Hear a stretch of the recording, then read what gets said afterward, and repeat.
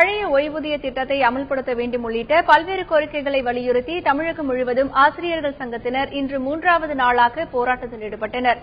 இதனால் அரசு பள்ளிகளில் 90,000 ஆசிரியர்கள் பணிக்கு வரவில்லை என தெரியவந்துள்ளது. அவர்கள் மீது ஒழுங்கு நடவடிக்கை எடுப்பது தொடர்பாக பள்ளிக்கல்வித்துறை அரசுக்கு அறிக்கை அனுப்பியுள்ளது. இதுகுறித்த கூடுதல் விவரங்களை தருகிறார் எமது செய்தியாளர் சங்கரன். 26 ஆசிரியர் சங்கங்கள் ஒன்றிணைந்து ஜாக்டோ என்ற அமைப்பை ஏற்படுத்தி பல்வேறு கோரிக்கைகளை வலியுறுத்தி பல ஆண்டுகளாக ஆசிரியர்கள் போராட்டம் நடத்தி வருகின்றனர்.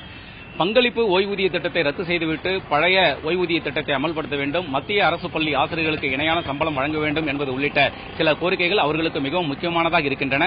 இந்த கோரிக்கைகளை வலியுறுத்தி கடந்த சனிக்கிழமை முதல் தொடர் மறியல் போராட்டம் நடத்தி வருகின்றனர். முதல் 2 நாள் பள்ளிகளுக்கு விடுமுறை என்பதால் எந்த பாதிப்பும் ஏற்படவில்லை.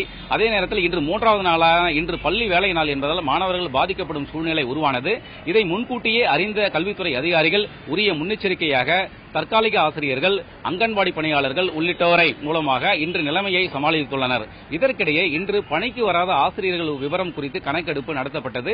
அதன்படி பள்ளிக் கல்வித்துறையில் பணிபுரியும் 1,20,000 ஆசிரியர்களில் 30,000 பேரும், 1,50,000 பேர் பணிபுரியும் தொடக்க கல்வித்துறையில் 60,000 பேரும் இன்று பள்ளிகளுக்கு வராமல் ஆர்ப்பாட்டத்தில் பங்கேற்றுள்ளதாக தெரியவந்துள்ளது.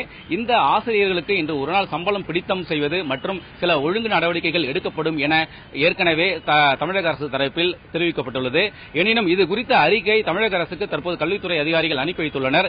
அதன்படி ஆசிரியர்கள் மீது போராட்டம் நடத்திய ஆசிரியர்கள் மீது நடவடிக்கை எடுக்கப்படுமா, சம்பளம் பிடித்தம் செய்யப்படுமா என்பது குறித்து தமிழக அரசே உரிய முடிவை செய்து அறிவிக்கும் என்றும் கல்வித்துறை அதிகாரிகள் தெரிவிக்கின்றனர்.